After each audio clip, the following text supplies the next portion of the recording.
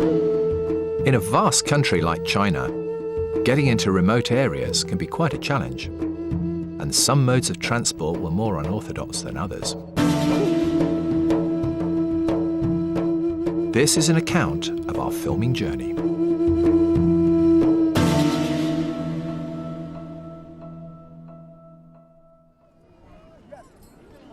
Producer Gavin Maxwell takes up the tale in Tibet. We wanted to film Mount Kailash. It's one of the most sacred sites in the world. And every year, around June, there's the Sagardawa festival, when thousands of pilgrims try and make the journey there. We decided it would be an interesting story to film, but it's no mean feat trying to get there. Now, from Lhasa, the roads are paved, but quite soon after that, within half a day, the roads run out, and you then remain on dirt tracks, which get progressively more and more hairy. As we were driving down a mountain pass, one of our drivers lost control of his vehicle and rolled it with 6 people on board. So any trip in Tibet is not to be taken lightly. Working in the desert is always difficult because the sand causes unique problems in terms of getting around. But when normal vehicles won't do in a desert, you have to resort to specialist vehicles. At times we were using quad bikes to get up sand dunes, to get into the filming locations which were going to work best for us. Even then, sometimes quad bikes wouldn't do the trick, and then you had to resort to the ultimate in desert transport, which is camels. The problem with working with camels is that they're pretty grumpy animals and weren't always happy about being loaded up with a lot of equipment.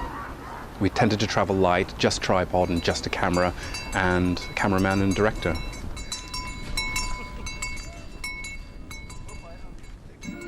The next location had equally difficult terrain, but Tibet's Wild Yak Valley offered the added danger of wild bears to contend with. So the idea was to try and get as close to a Tibetan brown bear as we could. It was a pretty hard thing to do. These animals are terrified of people. They are hunted out in China, and they have very little contact with people. And so it was a case of staying downwind and using all the topography to get as close as we could. And there's no vegetation up there. They live on pika, sort of relative of a rabbit, and that's all they feed on. And the idea was to try and get footage of them hunting pika by digging them out. So it was just a case of driving as far as we could, putting the camera on the back and walking. And when you've got 30 kilos on your back and you're trekking for 8 hours a day, it was really hard work. We had a spotter on top of a hill and we spotted the bear. Every time we were moving, it would get that little bit further away, and this went on for 2 or 3 hours. And eventually we were close enough to film, maybe 80 yards away. The bear was digging for these pika. It was incredible. He somehow sensed we were there, but bears have a poor eyesight. And so he stood up on his hind legs, and we ducked down, but he couldn't smell us. And the only way they can really know what you are is by smell. So he then started to circle us. But we were on top of a hill, and he disappeared below the horizon. And suddenly, about 30 seconds later, he popped his head up, and he was only 30 meters away from us. Absolutely terrifying. And you saw his nostrils flare like this. And before we know it, bang, he was gone. 20 seconds later, he was a mile up the hill. And at that altitude, we had no hope of following him. It was a fantastic experience, and probably about the remotest place in China that you could get to. Or so we thought, until Gavin Maxwell decided to film the world's deepest gorge. So the Yarlung Gorge, it's the deepest gorge in the world, so we thought we'll have to go and film that. The site we wanted to reach is called the Big Bend, where the Yarlung River finally turns and cuts through the Himalayas. So that's where we needed to get to. When I spoke to Richard Fisher, the man credited with discovering the gorge, I said, "What's it like?" And he said, "This place is like low-intensity warfare." Because of the topography at the end of the Himalayas, there are earthquakes and landslips and mudslides. It's always very wet because the monsoon is able to rush through this break in the mountains. Very slippery. There are rope bridges which in fairly poor state of repair over the gorge. You look down and you just see and hear this mountain of water. And we had a team of about 30 porters to carry our camera equipment, our specialist lenses, and of course all our food. So we set off on our 25 miles, 2-day journey. And when we finally arrived there, we quickly got out the camera, only to discover that the camera had been broken, probably during the journey. So there we were in the deepest gorge of the world, 2 days walk from anywhere with a broken camera. Fortunately, we had a digital stills camera with us, so we were able to construct some time lapses. So at least we didn't go home empty-handed.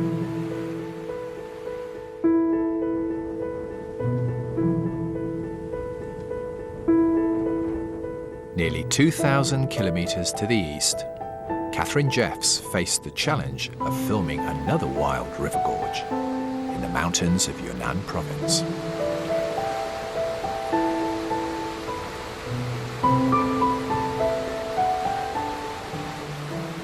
We came here because it's an absolutely spectacular canyon, one of the three gorgeous canyons that runs down through Yunnan, all the way through Yunnan.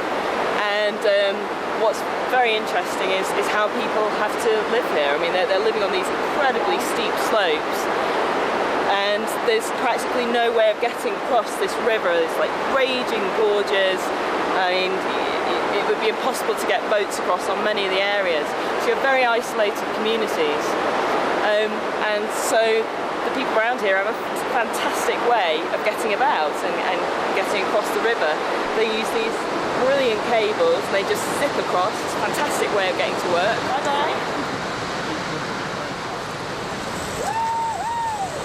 And it's really fantastic to try and film it as well. So we're trying to get some really dramatic shots today by actually getting the camera out across the gorge, and to do that we have to use this cable, and we have to swing the camera out over the gorge, and that's quite hairy, quite tricky. So we've got a great team here to try and get it out over there, and fingers crossed it goes really well.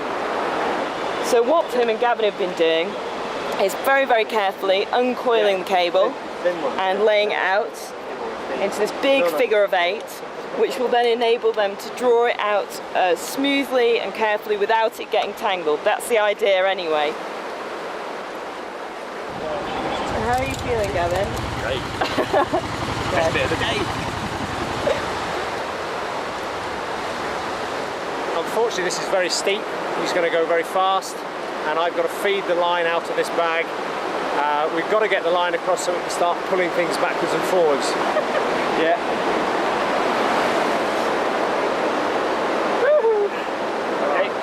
The worst thing that can happen is to come out in a bunch and just get out of my hand, and I'll have to drop it.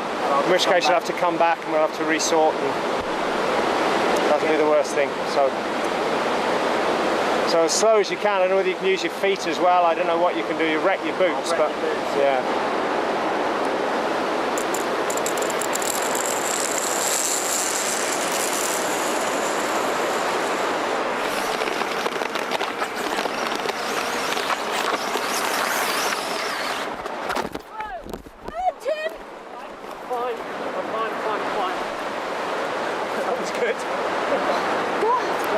Does it? Yeah, I'm fine. Yeah. So what just happened there? We're not sure. There was a bit of a bundle of rope, and it just caught my little finger. I couldn't let go because it had looped around my finger. So I somersaulted. Ouch! Full somersault. It was a full somersault. That was pretty impressive.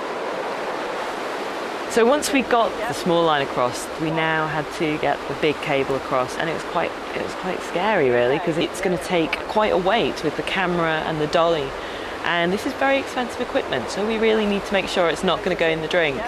So we had to make sure it was at the right tension, so that when all that weight goes on the cable, it's not going to sag and all of a sudden just touch that water and get whipped away. Once we had got the cable all set up, it was the moment to put the camera on. It was an interesting moment, because if something had gone wrong, then the camera would go in the water. That's the shoot down. And just that moment when we let it go and sent it out over the waters was fairly interesting, because this was the test of all the work that we've been doing.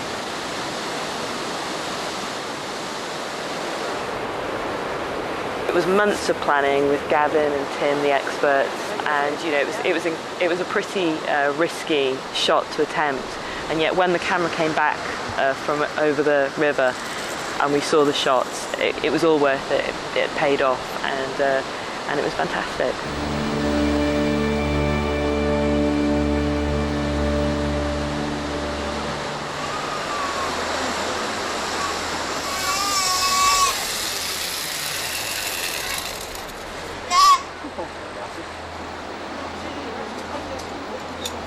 It's not an easy place to work.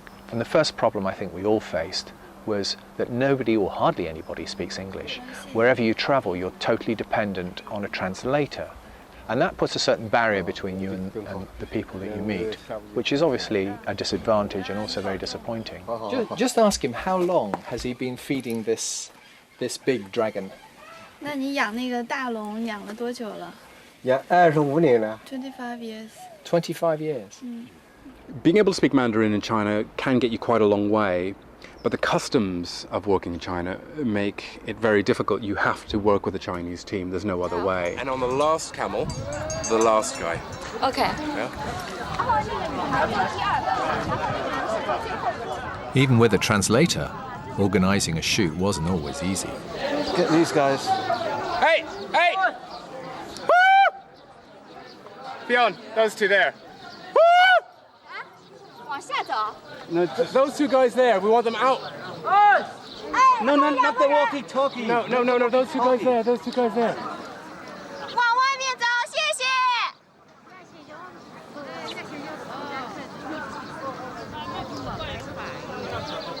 We want to shoot empty desert, but there's loads of tourists. Most of the people we met were incredibly hospitable, incredibly warm, incredibly friendly. I was expecting perhaps quite a lot of hassle from people, but there was none whatsoever. And I always felt safe in China. Again, my expectation was, oh, look out, watch your pocket, watch your money belt, just be careful. But never once did I feel threatened by other people in China. Many of the people who live in the north of China are nomadic, and that presents unique challenges, but also it involves working with very unique and amazing people. The nomadic people are very friendly, but they live in their own way. They have their own daily routines and patterns, and sometimes we'd be filming with the family and then they would just disappear. They'd go off to another valley and we'd have to try to track them down the next day to see if we could carry on filming with them. They are both in contact with modern life in China, and yet they still live this lifestyle that is relatively unchanged for thousands of years.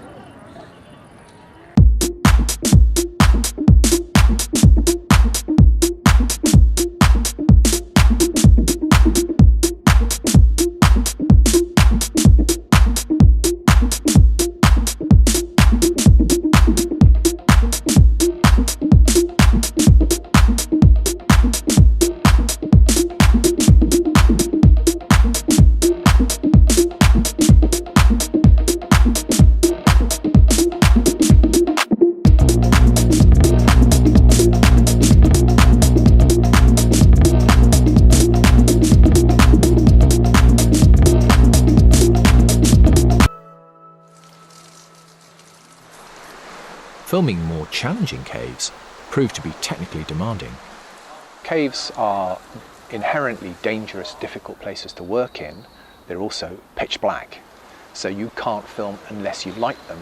And that created obvious problems in terms of having to take a lot of lights with us, find ways of powering the lights in remote areas, in difficult terrain, getting generators and lights into caves, trying to light what we were filming so that it didn't look too obviously lit, because you need to give the illusion that you're still in a dark place, although you have to light it in order to see anything there. And that was a real problem. And on top of that, obviously, the difficulties of working in difficult danger. One of the more technical shoots that I organised for Programme 6 was on Shadao Island, which is in the northern Bohai Gulf. And this island has been cut off from the mainland during the Ice Age, and it left behind some Pallas pit vipers. Vipers are highly venomous, which made this shoot particularly difficult and potentially dangerous. Charlotte's aim was to film the snakes ambushing birds that passed through on their annual migration. We knew that the birds visiting the island would only be there for 3 weeks in total. We had a 2-week shoot, and out of that, 1 week was ruined due to wind and rain. So we ended up with 1 week to capture this shot of a strike. A snake's strike lasts a fraction of a second. So to reveal what happens, the action was slowed down using an ultra-high-speed camera called a photron, able to shoot over 1,000 frames per second. The difficulty was that we had to choose one branch with a snake on it that was waiting for a bird to ambush. And the birds could land anywhere on the island. And so it was a really high-risk strategy to get that one shot. So this is the Photron camera. It's got a long lens on it, a viewfinder to look through. And then attached to it is a long cable that runs all the way to the main electronics, the processing box, which is where all the information gets stored and processed. And then from there we run a cable through to a computer, which is where we set all the parameters and control the camera from. And here we can set things like the number of frames we want to run at, the resolution and other information that we need, and we can view things. And we can also set, what's very important, is the trigger. And this allows us to start recording and lay down the information at any point. So if we push this button, we could then record the next couple of seconds, or we could record the previous few seconds, and that's very useful to be able to do when you're filming things that are difficult to predict.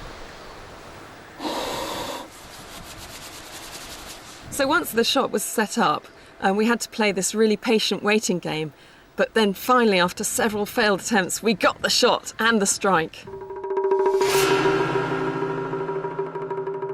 But even then, the snake missed the bird, so we didn't quite get what we were aiming for. While technology can solve many filming challenges, sometimes all that's needed is good old-fashioned skill. And this was when we went to Hainan to film some tube divers. These are local divers who go fishing for crayfish and sea cucumbers and other crustaceans. What they do is they breathe air pumped by a diesel engine down a tube or a hose pipe. This kind of tube diving is very dangerous for the fishermen because they're breathing air pumped from the surface pressure down to the bottom of the sea where the pressure is increased. And also the air is often mixed with diesel fumes and carbon monoxide, so it can be a lethal combination. This is so dangerous that our crew couldn't consider using the same method. So a very experienced underwater cameraman with the ability to free dive held his breath to capture these images in shallow water. And we didn't have all the difficulties of having scuba diving equipment and big housings for cameras, etc. So we managed to use low technology to get the shots.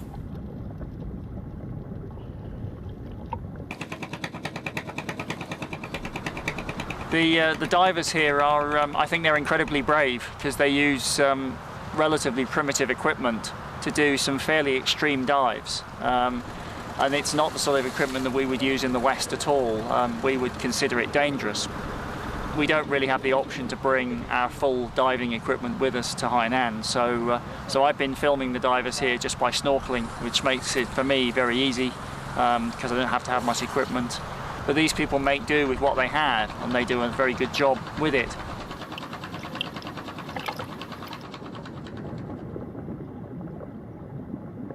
Another kind of skill was needed when filming wild monkeys in an area which is popular with tourists. Most of them come to see the mountain scenery, but a few of them like to go and see the monkeys. And they live in very steep-sided valleys in dense forest. I mean, they weigh as much as a Rottweiler, and they're quite aggressive, and they've got, powerful jaws and teeth, and they can do a human being an awful lot of damage. So they're really quite dangerous creatures. And the guides have come up with this idea that because the monkeys potentially are dangerous, the best way to control them is to throw rocks at them. So, of course, it works that they get to know the guides and they have this respect and fear for the guides, but they associate all humans with aggressive behavior.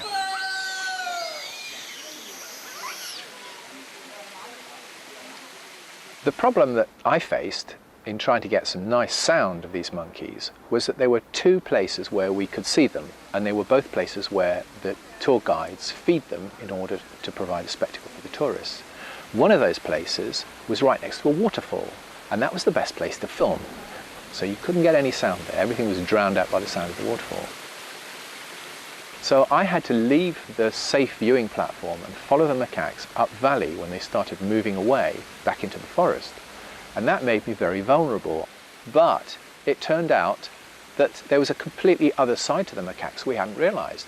And we discovered that if you just stayed very, very calm, never looked them in the eye, and just sat there very quietly, got on with filming them, they became very, very relaxed around us. And even to the point where they were coming up and sitting right next to the cameraman and leaning forward and looking into the lens and were behaving in a remarkably nice way.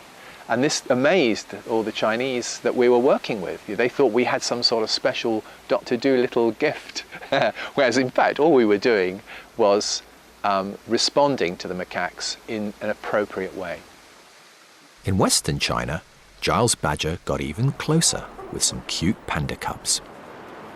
Filming panda cubs at the Wulong Nature Reserve was quite an unusual shoot for us. We're very used to filming animals in the wild at long distances, so 80 metres, 100 metres. But the difference with this shoot was that we could get right up and close and personal with these pandas, which was fantastic. This is nuts. And they really are the ultimate teddy bears. So we were very lucky enough to be able to go into a location, into a sort of enclosure, if you like, where twice a day these baby pandas were let out to play and be fed and to be exercised. My job was to get the sound, and the closer you can get, the better. But I think I got just that little bit too close. Because suddenly one of these pandas grabbed hold of the fluffy microphone and, I don't know, maybe he thought it was another panda. But it's times like that when you realise that, you know, it's absolutely fantastic. It's a once-in-a-lifetime experience, and yeah, I'll never forget it. It was just a bit hairy when he started to kind of fall off. So it's time to back off and leave the pandas to do their stuff.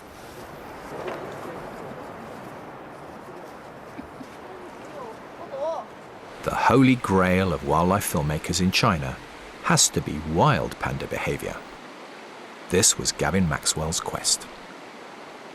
We wanted to film pandas mating, which had never really been achieved before. This was actually our fourth attempt. Now, pandas live in very thick bamboo forest, so the problem was trying to get close to the pandas, which are naturally quite nervous. But the bamboo is so thick that if you move through it, it starts to make a terrible noise. So you have to pick your way through the bamboo so that you can get close to the pandas. It's a bit like trying to find a needle in a haystack. It's the most frustrating thing. And you hear these fantastic sort of barkings and shouts and growls. It sounds like nothing on earth. It sounds like Chewbacca having a brawl or something. But at least we knew we were very close.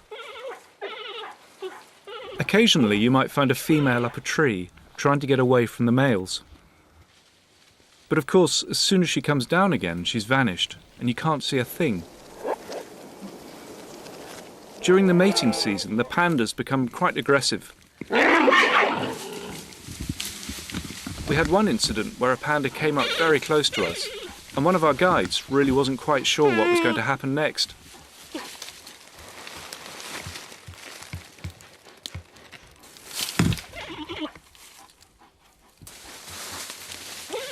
Luckily, the panda had other things on its mind, but there was one final panda surprise in store.